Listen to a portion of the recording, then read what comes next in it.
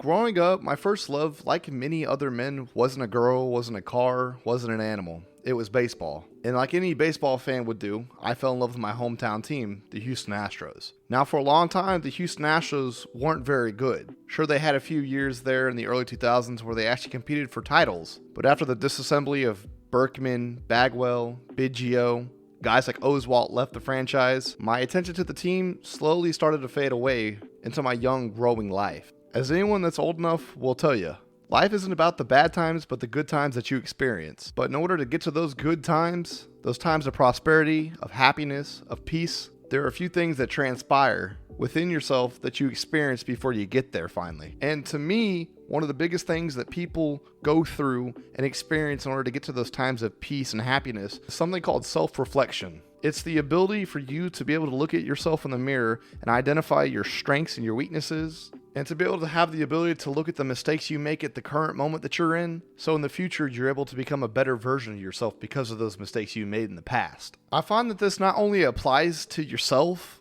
but in sports as well. Whether it be the players or the franchises that those players are in, the individual or the organization are always looking to get better, to improve upon their weaknesses and build upon their strengths. Of course, this doesn't apply to every organization and every player out there in sports. But the teams in baseball, like the Astros, like the Dodgers, like the Braves, now like the Phillies, like the Mets, and now looking like the Texas Rangers. It's these teams that are looking to compete for championships every single year that are constantly making improvements to themselves. The players within are constantly trying to make improvements to themselves to be better at their game, at their craft. Now, when Jim Crane bought the Astros in 2010-2011, I, myself, like many other Astros fans, understood this was going to be a long and strenuous rebuild. And after 6 to 7 years of rebuilding, Jim Crane finally delivered on one of his biggest promises that he brought to the city in bringing us a World Series championship for the first time in over 50 years of the franchise's existence. And from there, it's been searched for title number 2. In 2018, they lose in the ALCS to the Boston Red Sox. In 2019, they lose to the Washington Nationals in 7 games. In 2020, after the cheating scandal from 2017 broke, they would lose in 7 in the ALCS to the Tampa Bay Rays. And in 2021,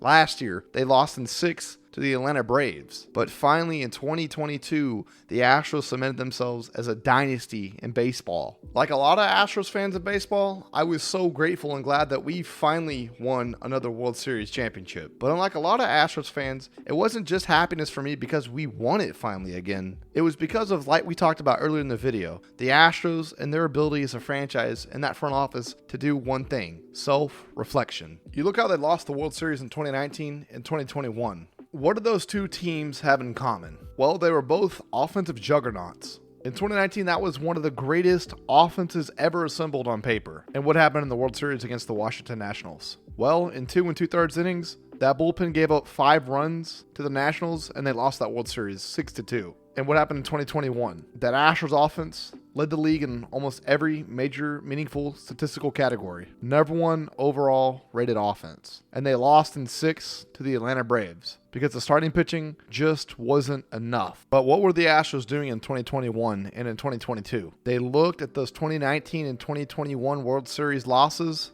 and they made their weaknesses in those series their strengths in 2022. For many, many years, this Astros team has been offensively driven. But in 2022, it was the bullpen and the starting rotation and the depth of which they had that led this team not only in the regular season and the postseason, but in the World Series to another championship. In the 2021 season, they traded for Phil Maton and Hector Neris. In the 2022 offseason, they signed Rafael Montero. They stuck with Brian Abreu and re-signed Ryan Pressly to a 2-year deal in 2022. They also brought back starting pitcher Justin Verlander and called up Hunter Brown later in the season. And that translated to not only one of the greatest postseason runs by pitching staff, but an all-time great historical bullpen and starting pitching.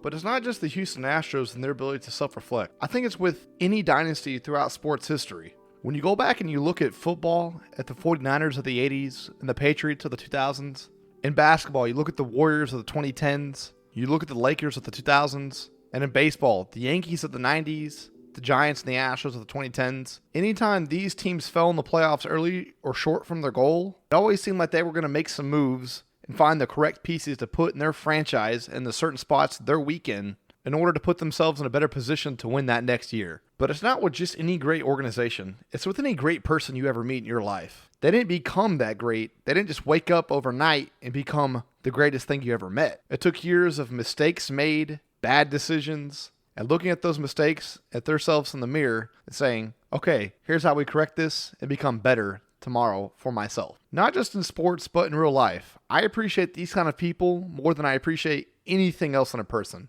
That self-reflection, that humble, that humility. Regardless if you like or hate the Houston Astros, you have to respect them and their ability to look at themselves and say, okay, this is how we get better. Because at the end of the day, if you're not trying to win, what are you trying to do? That's all I got. I'll see y'all in the next one. Adios, mis amigos.